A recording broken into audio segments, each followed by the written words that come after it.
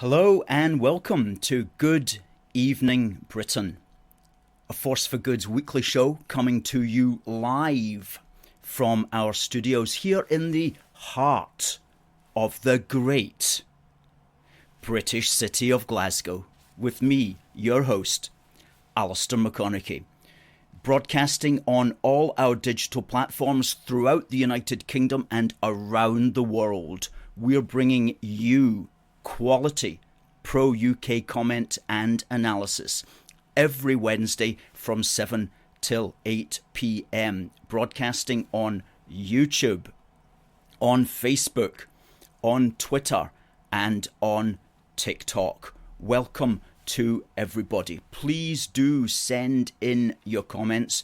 We've got a packed show tonight and we're going to give everybody a shout out who says hello. So please do tell us where you're viewing from and tell us what's on your mind. What's on your mind this evening in our great British land and indeed throughout the world, because I know many of you are watching from around the world. Isn't that wonderful? The wonders of modern technology. We have got a packed programme. We're going to be talking about Sturgeon's Masque performance. More about that in a moment. We're going to be talking about the surprising and the interesting UK-Rwandan axis. And we're also going to, of course, at the bottom of the hour, have our On This Day in British History. Adam says, Sturgeon went on Loose Women and said that she'd resign if she lost Indie Ref 2. Well, that would be the least we would expect her to do, certainly. And but she's not going to get Indie Ref 2 anyway, and she's going to end up resigning anyway. So we're going to have the best of both worlds there eventually, in the fullness of time. Now, talking about time and how it passed, there's been 3-4 days since we had our street stall in the centre of the great British city of Glasgow, and this is the first in our programme of at least 10 street stalls which will be rolling out this summer. And it was on Saturday between 10 and 2 in Argyle Street, and I just want to say a big thank you to the dedicated table team, the three of us who were manning the table, and also an additional big thank you to the 9 specific supporters of AFFG who came along during the course of these hours to stand at the table and to show solidarity and to boost the morale of the table team. Every single one of you was very much appreciated, and together the 12 of us said hello to scores of people passing by on Argyle Street, the overwhelming majority of which were, of course, sympathetic and favourable and very friendly to the stall. And we've got a picture of the stall there. There we go. That's about several of us there, mostly just people passing by, signing our petition to ensure that there's not going to be a second referendum. And as you see, we've got 2 big flags there. Got a closer picture of the flag, which is a really nice one there. You see the Queen Elizabeth II Platinum Jubilee flag. That was flying high, and that's going to be flying high from every single one of our street stalls this summer.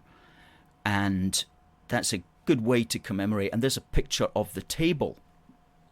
Well, part of the table anyway, where we've got another Queen's Platinum Jubilee flag, and we were punting our magazines and wee books, which people were taking for a small donation, and that went very well, I have to say.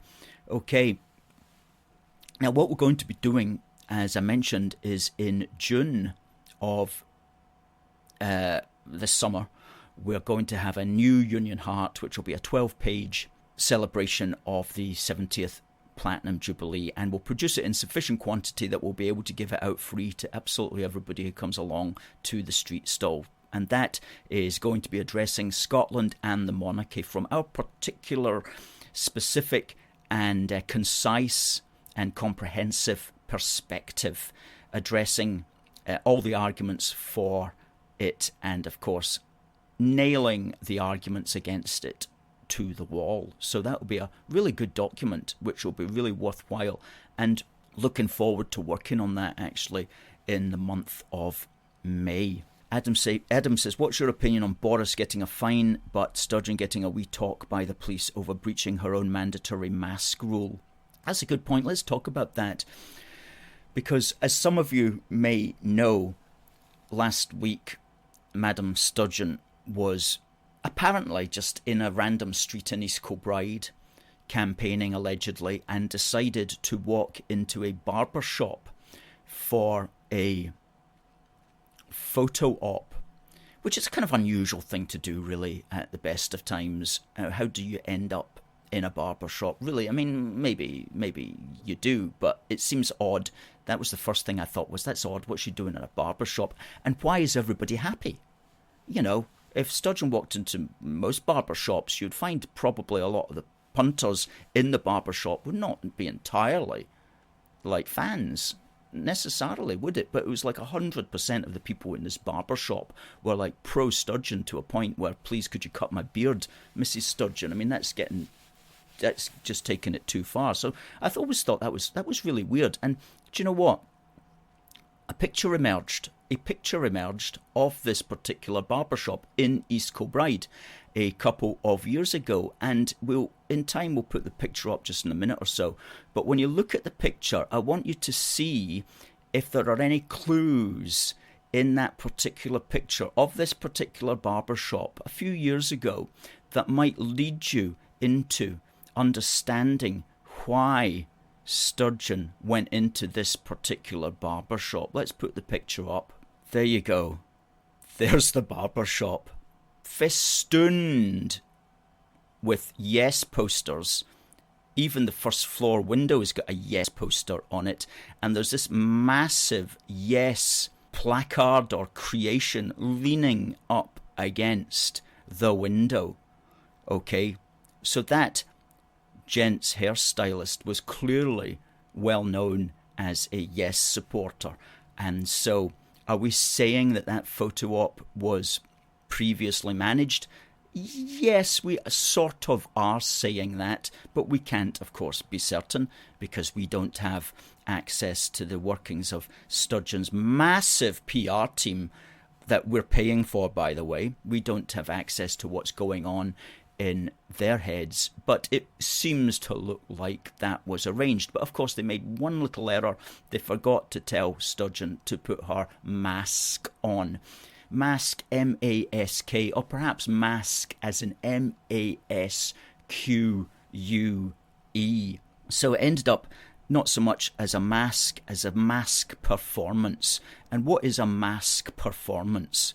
A Masque performance is a form of entertainment that includes performers wearing masks. Thus is the basic difference between masque, a face covering, and masque, M-A-S-Q-U-E, a performance. A masque performance. And so it turned into, the masque, M-A-S-K, turned into a masque, M-A-S-Q-U-E, performance. For the amusement, it must be said, of the entire world. And what should have happened? Well, if you're making the rules that says you have to wear a mask, then the least we can expect is that you follow them yourself. All right? And that's the least we should expect, but we couldn't even expect the least, unfortunately, from Madam Sturgeon.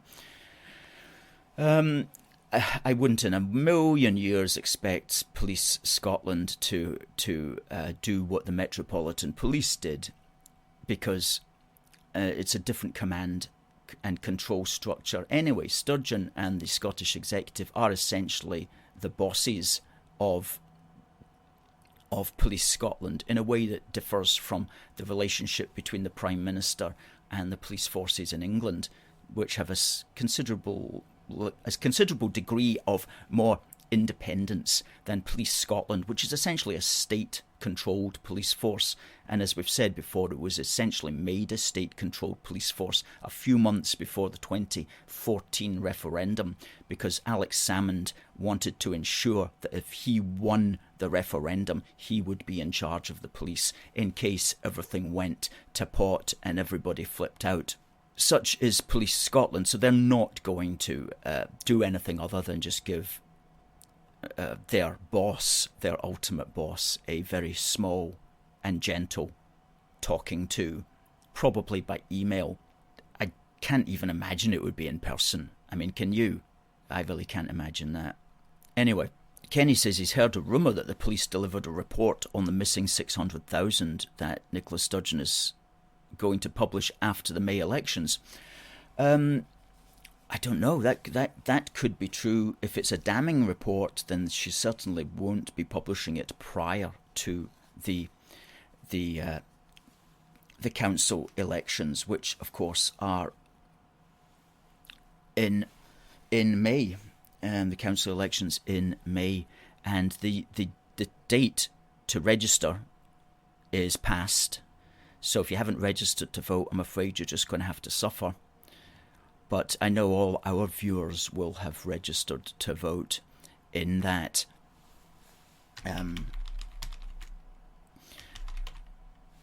So that's, of course, on Thursday, the 5th of May. And I was reading actually in the National, which I read so that you don't have to. Somebody wrote in a letter there saying, can we get 32 councils on board to take part in Indie Ref 2?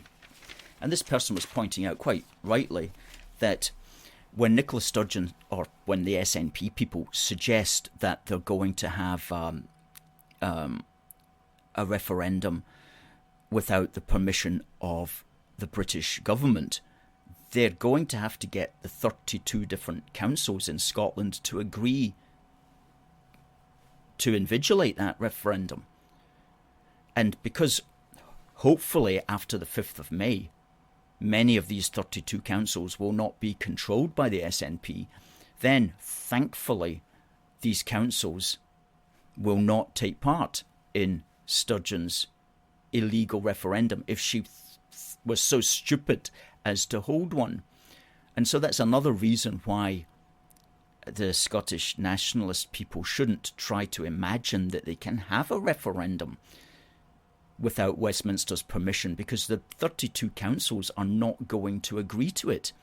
The pro-UK councils will not agree to allow their election office to take part in such a thing. And so again, it's just a pipe dream. And we tell people like this, and we have to share this information even with the people who don't agree with us, because we don't want them wasting their lives away. We don't want them thinking we can just hold on for a referendum, and we can have a referendum even if Westminster doesn't agree. No, figure it out. Politically, you can't, because it's going to have to involve all the local councils to agree, and there's 32 of those in Scotland, and most of them, let's hope after the 5th of May, will not be SNP controlled, and so will not go along with such a dozy plan. Michael Bridges says that Sturgeon has nowhere to hide. The majority of areas that need fixing are devolved, unfortunately, to the Scottish so-called government. There's no way that they can blame Westminster. Well, they shouldn't blame Westminster for the problems that happen in the areas that are devolved, but of course they will blame Westminster, and they can get away with that because most people don't know which areas are devolved and which are not. And most people in Scotland, naturally, whether they're Scottish nationalists or not, have much more of an engagement with things at a British level anyway. They tend to see the leadership of Britain and Scotland as being at that British level, even though they wouldn't admit that. And so if something goes wrong, they're going to naturally blame Westminster. They're not necessarily going to blame Sturgeon. They'll just imagine that it's not in her control. And of course, as Kenny says there, yes, she gets off with much more. She gets off with much more than Boris, because that's a lot to do as well with the media here being much smaller and being less financially independent and much closer, often through necessity, to the Scottish state. They're not so hands-off, they're not so arm's length as much of the rest of the UK media. The Scottish media is what I like to say very incestuous, very much connected with the Scottish political establishment. Some of them are married to each other, journalists and so on. They're all intermeshed in this kind of mix, and they're much less likely to hold the Scottish state to account. Hello to Ernest from Argentina. Thank you, Ernest. Kenny, who's from East Kilbride, says, I know a few of the people photographed with her and they are all SNP. Absolutely, that would make sense, wouldn't it? And let us hope that Scots will vote for someone else who'll fix the economy instead of focusing on an independence referendum, which they're not going to get. That's it, isn't it? Don't waste your time voting for a referendum that you're not going to get. What you need to be doing is looking at who best can keep the streets clean, who best can pick up the bins, who else can clean the gutters along the streets. Oh my goodness me. I mean, you get lots of flooding in Glasgow here where we're based. And it's because the drains are clogged full of mud that's been building up for several years now. Because they don't have somebody with a spade that can just go along and scoop tons of mud from the main roads and from every street. Tons of mud. And, they have these silly wee lorry vehicles that go around with the brushes, Well, the level of mud is so impacted now that these silly vehicles make absolutely no difference to it because the brushes can't budge the mud. So it just needs a whole army of people to sort all of that out, and stop obsessing with stupid things like statues or street names or anything like that. Well, not stupid things, but stop obsessing with these ideological things and make some differences as far as actual physical reality is concerned. And will that happen? Will people vote for local issues? Will people vote to keep the streets clean, to lift the litter, to keep the drains free? Or will they vote for some illusory concept of a referendum that they're never going to get, at least not for several years yet, and not until the political circumstances change very much in their favour. And at the moment, there's no sign that that's going to happen. It's certainly not going to happen in the next few months. It certainly won't happen this year, and it's not going to happen before the next British general election, and it's not going to happen before the next Scottish election either, and it probably won't even happen after that. But we've always got to prepare, and that's what we are about as an organisation. So I mentioned we've got a competition coming up for this little badge, which is celebrating 70 years of Her Majesty on the British throne.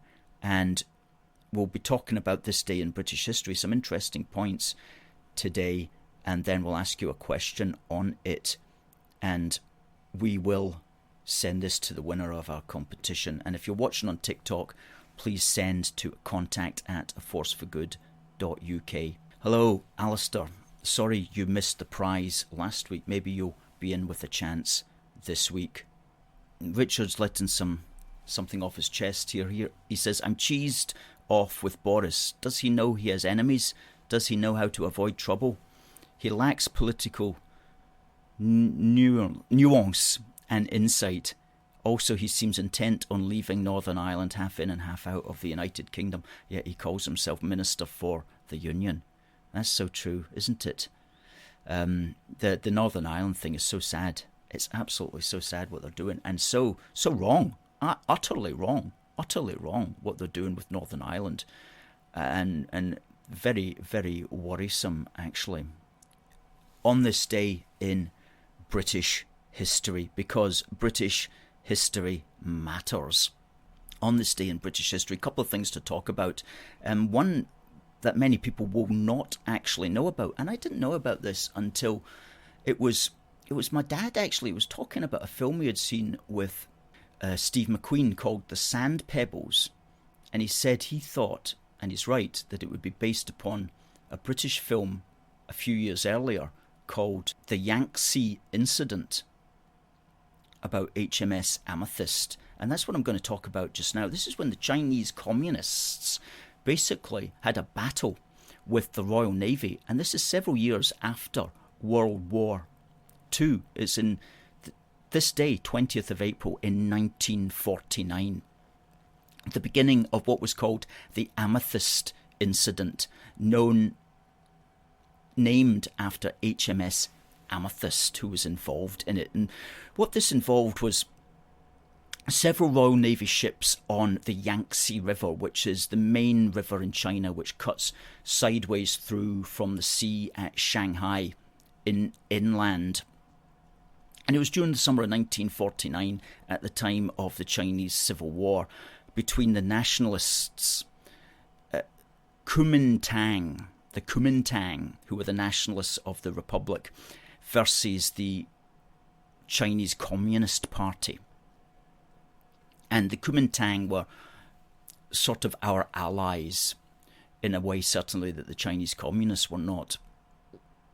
And it was on this day that HMS Amethyst went up the Yangtze, heading to Nanking, because she was simply on a diplomatic mission to replace HMS Consort, which was in Nanking, providing diplomatic defence for the British Embassy in Nanking. And she had every right to be sailing up the Yangtze, but the Chinese communists thought otherwise, and they started firing on the ship as it sailed up the river. And we've got a picture of HMS Amethyst there. And she was built and launched in Govan on the Clyde in Glasgow, just a few years earlier, actually, back in 1943 during World War II. So she was still in service and on diplomatic duties there.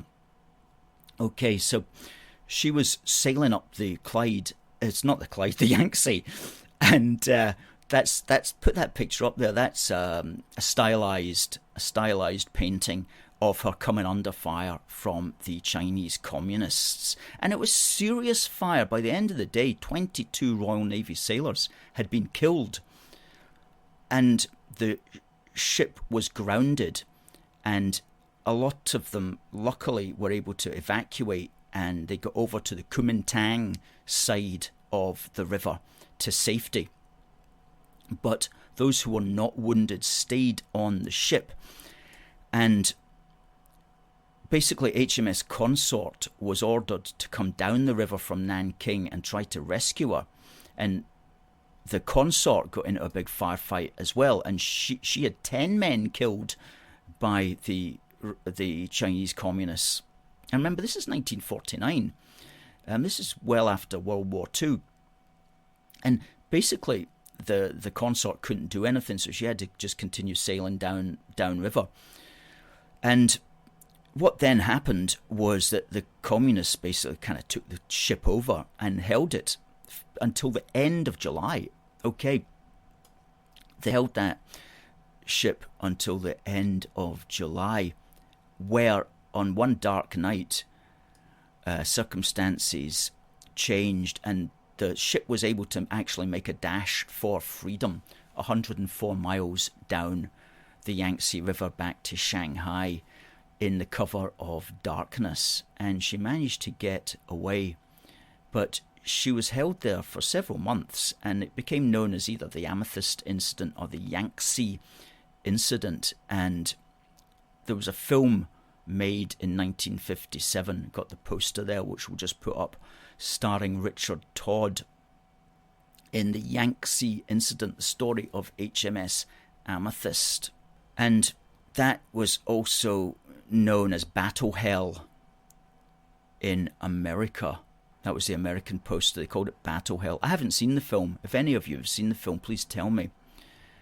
And in Germany, it was known as Helden zur See, which means heroes at sea. And as I mentioned there at the start, there's also a 1966 American film called The Sand Pebbles, starring Steve McQueen, which is a fictional tale about a US battleship that gets stuck up the Yangtze in the 1920s, which, although they deny it, sounds very much based on the British incident, I have no doubt. So as I say, that was the Amethyst Incident. Interesting battle in Royal Navy history that not many people know about it.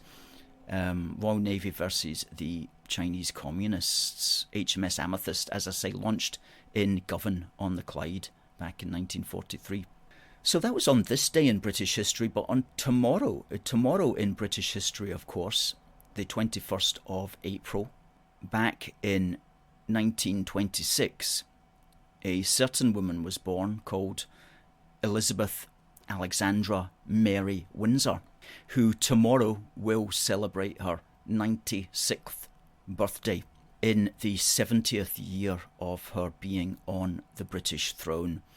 And she was born in 17 Bruton Street in London, which was the home of her maternal grandparents, the Earl and Countess of Strathmore.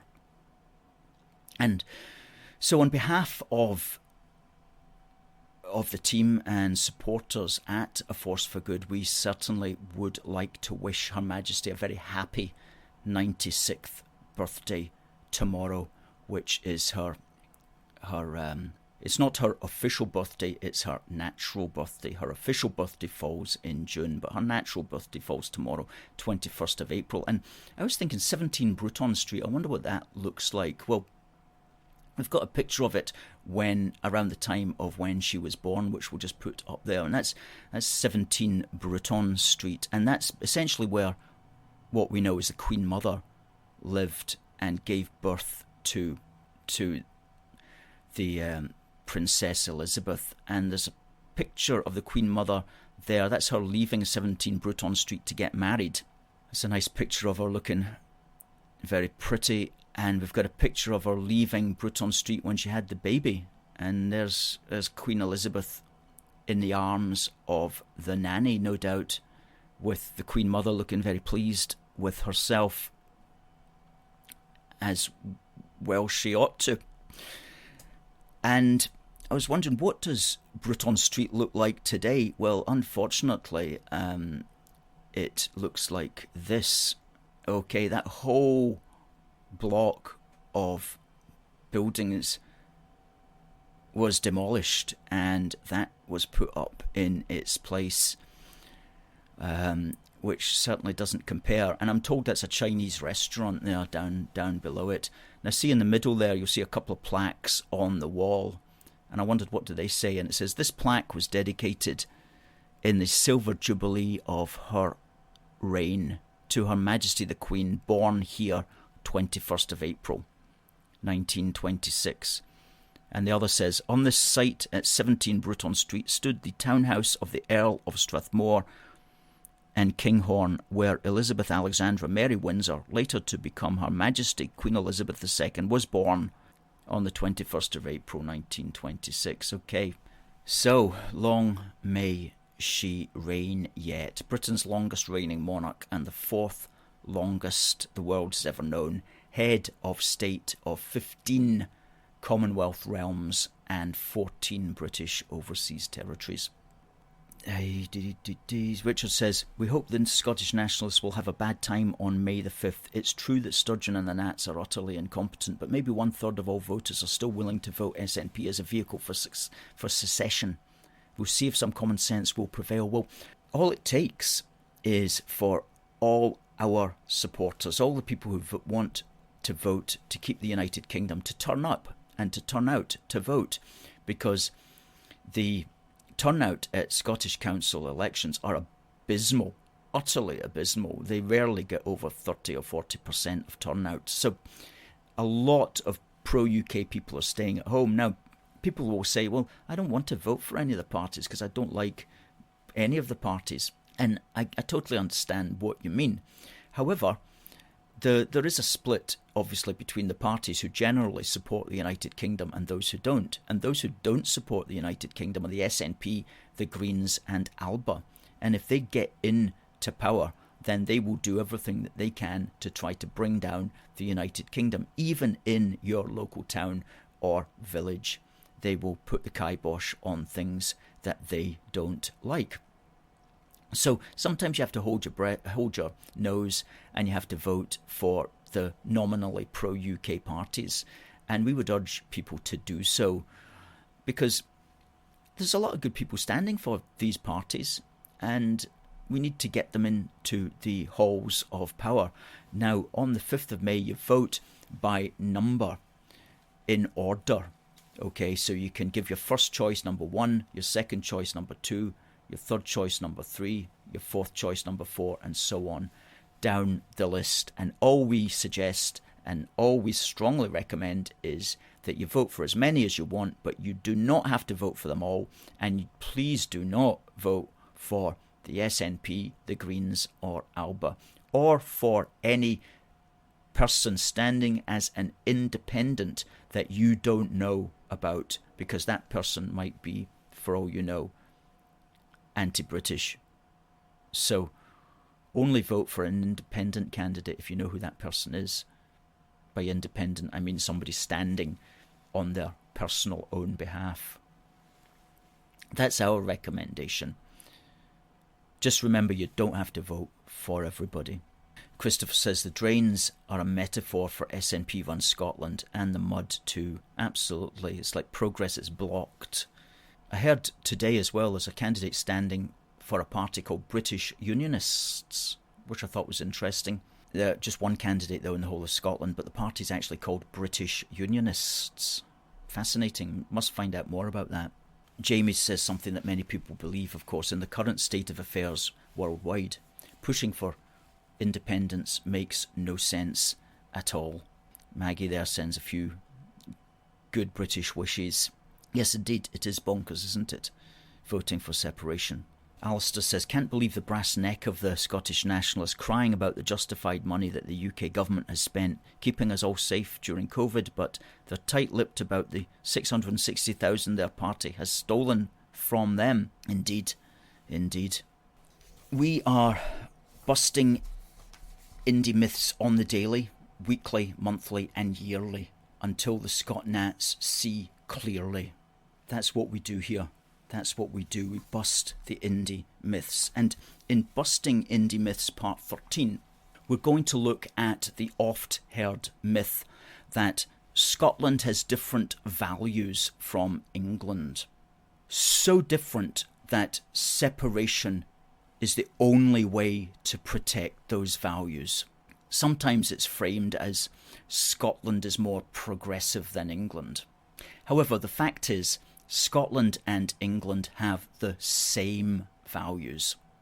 Now, why do the Scot Nats say this? Why do they say that Scotland and England have different values? Because culturally, the distinct elements of Scotland have always been protected. The cultural elements, they've always been protected within the United Kingdom. And as far as our identity goes, there's nobody stopping you being as Scottish as you want. So your Scottish identity is perfectly protected within the Union. So they can't claim that there's a cultural threat, and they can't claim that there's a threat to our identity. So what they have to do is they have to pretend that there's a threat somehow to a set of values that can only be protected with separation. However, this is a stretch and a half, it has to be said. Claiming that Scotland is more progressive than England simply cannot stand up to any reasonable analysis. For example, historically,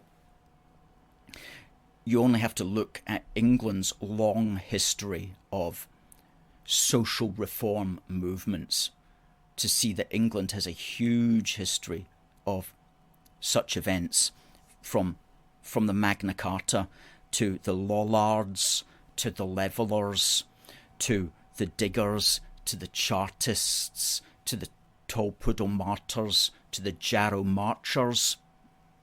The list is endless, and in fact it would make a very good article, which no doubt we'll get round to penning one of these days. And at the present time, studies suggest that there's very little social difference between the Scots and the English as far as their values on political matters are concerned. the future of the Union, of course, apart. In our wee book for the Union, we made this point, and we quoted here a December 2018 report by the National Centre for Social Research, which found that the percentage of people in Scotland or England who think immigration is good or bad is approximately the same. Okay, same number of people who support it, same number of people who are against it, proportionally speaking. It found that public opinion in Scotland is divided in similar ways to England, and that the evidence shows there's no appetite. As far as we're concerned, the evidence shows that there's no appetite for the SNP's plans for more immigration. And in fact, some people will vote for the SNP because they think wrongly that the SNP wants to control immigration. Modern social research suggests that there's very little difference to our quote-unquote values.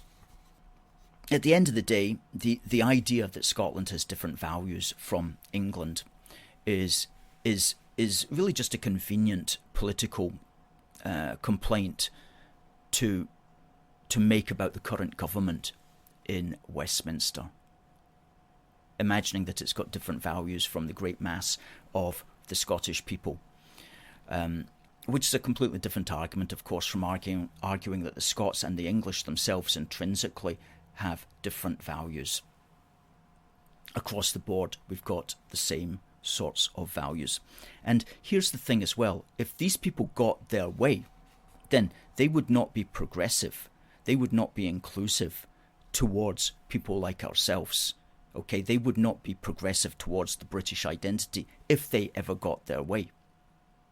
It's us Unionists who are open-minded on these sorts of social matters, especially matters related around identity. For example, we don't mind people saying that they're Scottish, not British. If that's their bag, that's their bag. But they really hate it when we say we're Scottish and British. So when it comes to these matters of identity, we are the ones who are much more inclusive. We are the ones who are much more progressive on those sorts of things. And if they ever got their way, they would not give us the time of day on those sorts of things. Indeed, they would continue to see our political identity as a threat that had to be silenced. If they got their way, they would not make any room for the British identity in Scotland. They would try to purge it.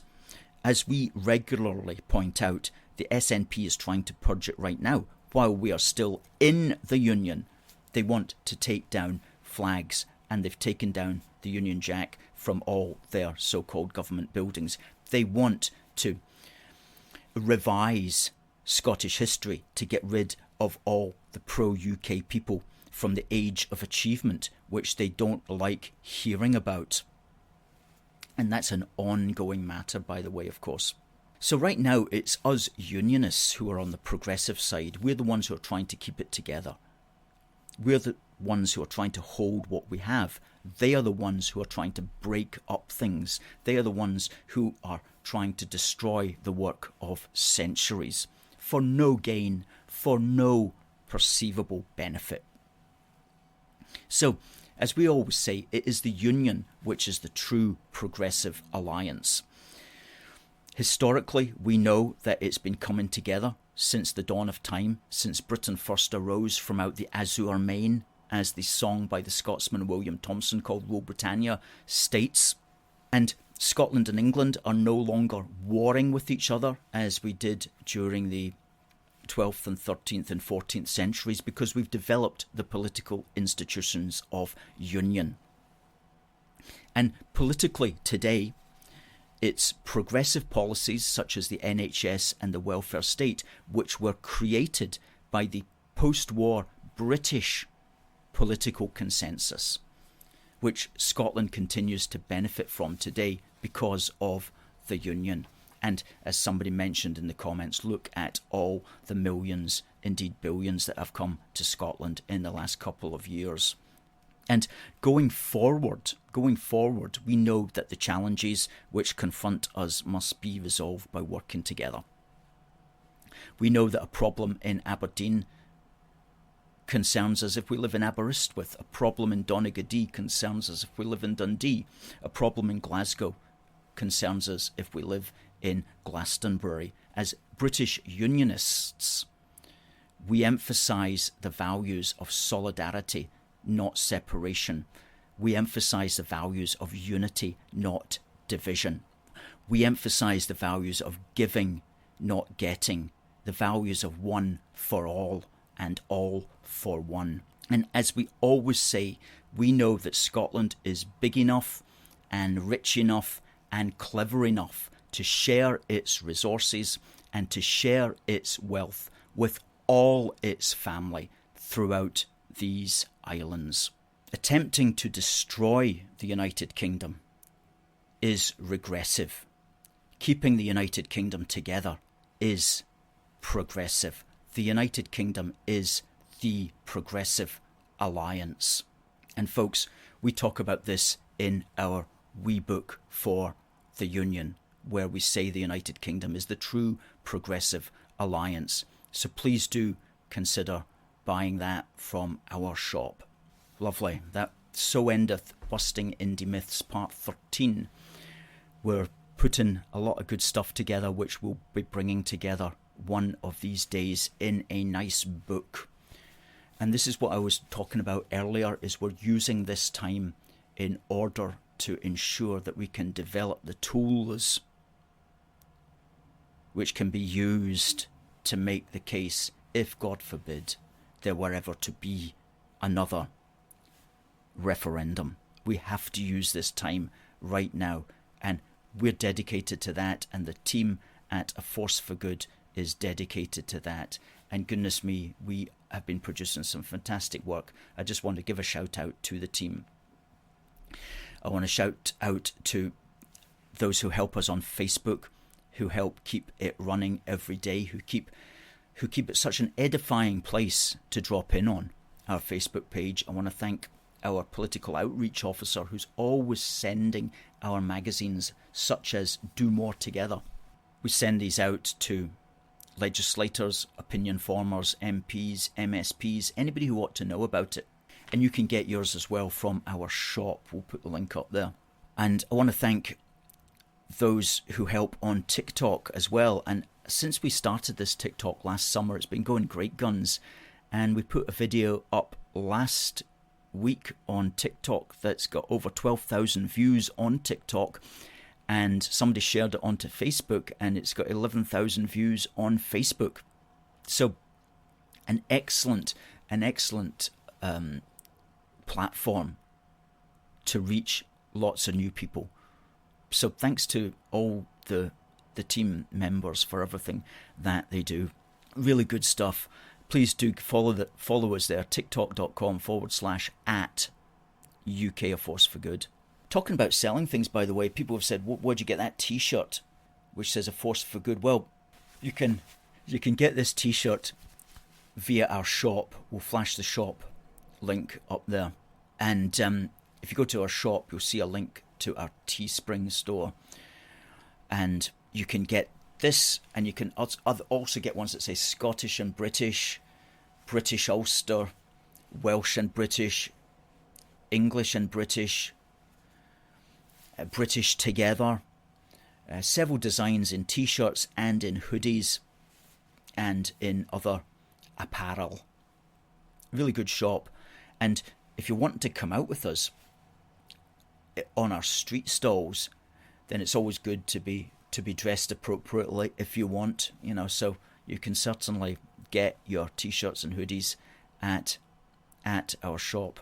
So, talking about ships being launched on the Clyde, there's one being built on the Clyde right now, which I'm pleased to say is called HMS Glasgow. And as Alan says, that's coming along nicely. I would like to think when it gets launched, we can all go to the launch party. But I don't know if they keep these things. I don't know how you get an invite to a launch party. If anybody knows, if we know anybody who's working on the Clyde and can get us invites to the launching of HMS Glasgow, whenever that may be, probably won't be for a year or so yet, please do tell us. Kayoshi liked the history of HMS Amethyst. It's amazing, isn't it? So, yeah, we're going to be out again. We're going to be out again with our street stall. So if you want to join us, please simply send a message to contact@aforceforgood.uk and we'll tell you where and when. Khalifa Osman says, "A force for good, keep up the good work to move together." Well, thank you, Khalifa. We certainly will. Stephen says, "Education should be about imparting knowledge, not driving home a racist separatist agenda." Absolutely. Folks, it's the top of the hour, so we'll be drawing this to a close. Just to say, we'll be back next week from 7 to 8 with our comment and analysis. If you know anybody who would like to be interviewed, please do tell us. If you're somebody who would like to be on the programme to be interviewed, please do tell us, because we're always looking for guests, and sometimes we don't have the time to organise a guest because it can take a little bit of time. But if you know anybody, or if you are somebody who would like to be on, please do just contact us and we'll see what we can do. So let me just check my notes here to see that I've mentioned everything that I wanted to mention tonight. We didn't get onto the UK Rwandan axis.